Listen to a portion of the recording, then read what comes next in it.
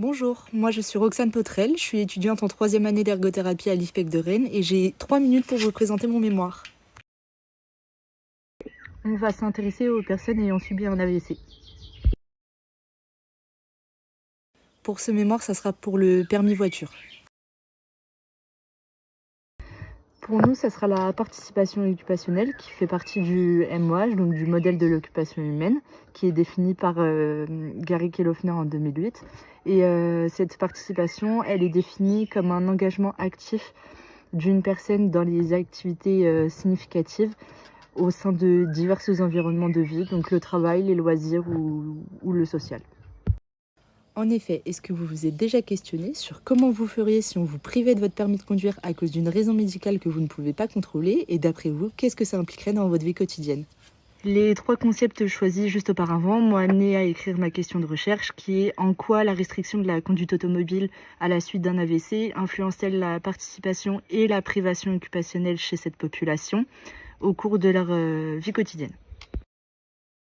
En totalité, je me suis entretenue avec 4 professionnels différents, dont 3 corps de métiers différents, ce qui appuie le côté pluridisciplinaire du parcours. Tous les professionnels travaillent en centre de rééducation ou en lien avec. Je me suis donc entretenue avec 2 ergothérapeutes, une neuropsychologue et un moniteur auto-école spécialisé dans le handicap. Les entretiens m'ont permis de clarifier les démarches pour un retour à la conduite. En première étape, il est donc important d'avoir des bilans pluridisciplinaires avec leur compte-rendu.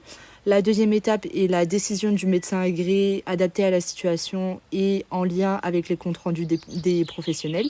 Et en troisième étape, il y a la régulation du permis de conduire avec l'envoi des papiers à la NTS. À la suite des entretiens, il en sort également que l'impact sur le travail, la perte d'autonomie et l'isolement social sont 3 enjeux primordiaux à accompagner en ergothérapie.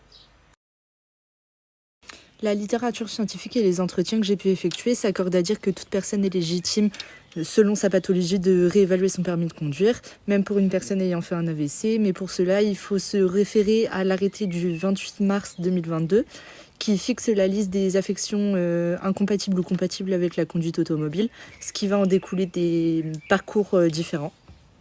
L'objectif final de toute cette démarche est donc la régularisation du permis de conduire pour que celui-ci soit légal aux yeux de la loi et aux yeux des assurances en cas d'accident, et aussi de reprendre une conduite automobile le plus sécuritaire possible et le plus tôt possible pour limiter cette privation occupationnelle et adapter la participation occupationnelle à la situation de la personne. Pour finir, réfléchir sur la conduite après un AVC, c'est se questionner sur la place de chacun dans la société. Merci beaucoup pour votre écoute.